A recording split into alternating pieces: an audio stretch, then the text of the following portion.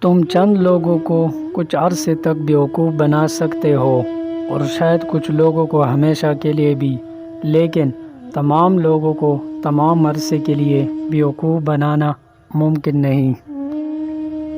ہمیں یقین رکھنا چاہیے کہ سچائی طاقتور ہے اور یقین کے ساتھ ہمیں اپنے فرائض سر انجام دینے چاہیے۔ تم اپنے آپ کو آلودہ کیے بغیر کسی شخص کو گندی نالی میں دبا کر نہیں رکھ سکتے۔ آزادی ایک ایسا لفظ ہے جس کی تعریف مشکل ہے۔ صبر کا پل ضرور ملتا ہے، لیکن صرف وہی پل جو کسی نے جلد بازی میں چھوڑ دیا۔ اگر مزدور نہ ہوتے تو سرمایہ دار کبھی جنم نہ لے سکتا۔ یہ صرف انہی کی محنت کا نتیجہ ہے۔ مصیبت تو سب انسان برداشت کر ہی لیتا ہے۔ کسی کا کردار اصل میں دیکھنا ہے تو اس کے ہاتھ میں اقتدار اور طاقت دے کر دیکھو۔ آزادی چھین جائے تو تمہارے پاس کیا رہ جاتا ہے؟ انجام کار یہ نہیں دیکھا جاتا کہ آپ کتنے سال جیے، بلکہ یہ دیکھا جاتا ہے کہ آپ نے اتنے سالوں میں زندگی کو کیسے جیا۔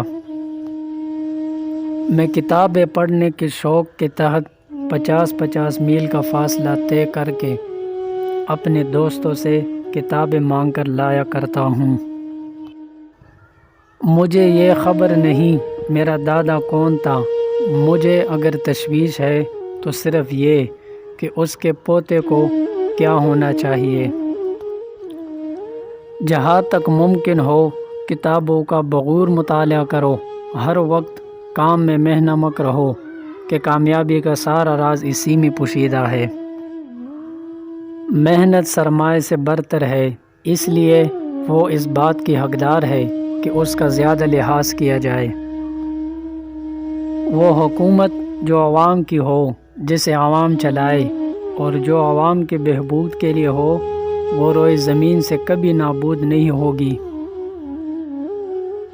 ہر شخص کا ساتھ دو جو راہ راست پر ہے، اور اس سے علیحدگی اختیار کر لو جب وہ غلط راہ اختیار کرے۔ مجھے وہ آدمی یاد ہے جس نے اپنے ماں باپ کو قتل کر دیا۔